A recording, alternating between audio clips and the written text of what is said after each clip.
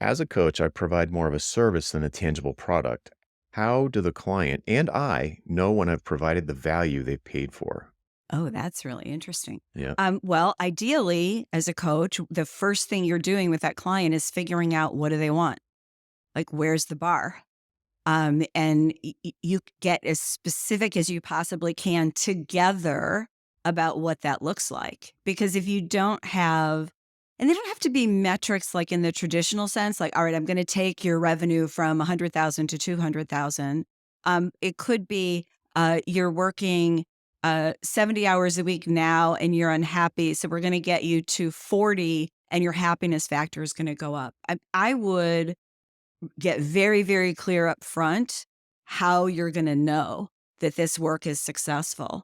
And if you really want to push yourself, bring it up at least once a month and say, okay, how are we doing against these three things that we said we wanted to do? And get their input because it's not, it really isn't when we decide they're there. Most of the times it's when the client decides that they're there.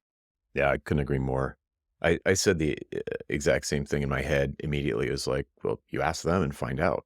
Like, how are they going to know that this was a success?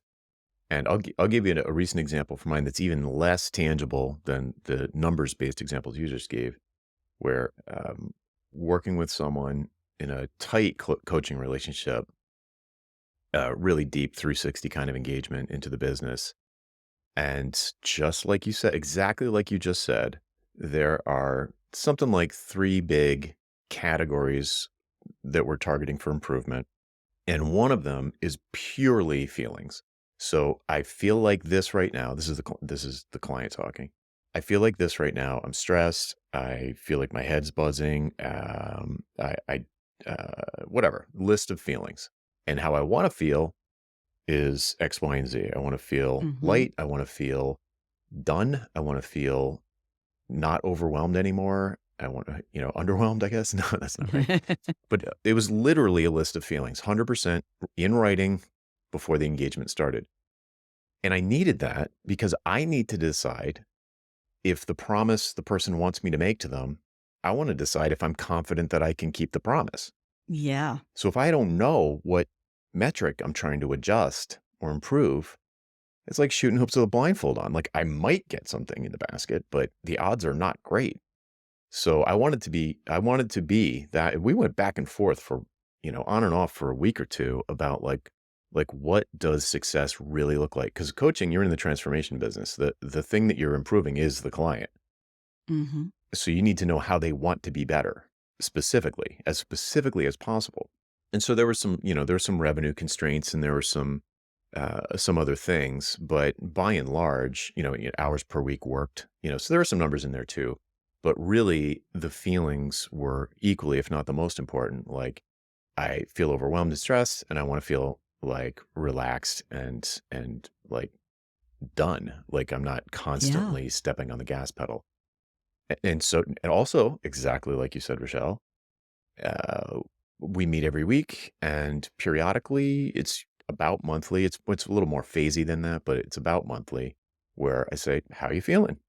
And we have daily check-ins. I'm like, "How'd the day go? How do you feel?" I'm constantly checking in on that feelings metric to make sure that we're making Hmm. progress. So when we get to the end of the time, it's not gonna be I'm not gonna be like, "So, how do you feel?" Like, for the first time in, months. Like, Yeah. we both know that this metric is being improved because we're talking about it. So, uh, it it it's not tangible in the sense of like a coffee cup, but it is really real, and it is easy for them to answer. If once you know what the where the goalposts are, how they're feeling now and how they wanna feel, it's really easy for them to reply to a question like, "How are you feeling?" They're like, "Oh, I feel light. I feel like I can't believe it. It's 3:45 and I'm done, and I feel like I can go home. I don't feel like I have to do 100 more things just to keep going because 'cause I've got more time in the day." Yeah. Yeah, it's the job of a coach to help your client. It's the job of the coach to help your client get what they want, and you can't help them get what they want until you know what that is. And sometimes you have to really work with them to define it. It's not as simple as, okay, this is the problem. I feel this. I want to feel that. I'm experiencing this. I want to experience that. But that's the job of the coach in before you take on the assignment is to really get clear on that. And then, you decide you may be the kind of coach who, you could have clients for years, like the same client keeps coming back. And then other coaches are like, all right, I'm going to work them through this thing. And when we're done with that thing, we're done. Goodbye. Mhm. Mhm. Yeah. And those are all valid. I mean, but in any case, you want to check in with your client and really be clear about where they want to go, or you're not going to get there. Yep. Yeah, if you want another example of this, look for the Joe Pine episode. I don't know what number it was, but on this podcast, Joe Pine appeared and told a great story toward the end of the episode about his golf pro, Golf, which yeah. is another kind of coach.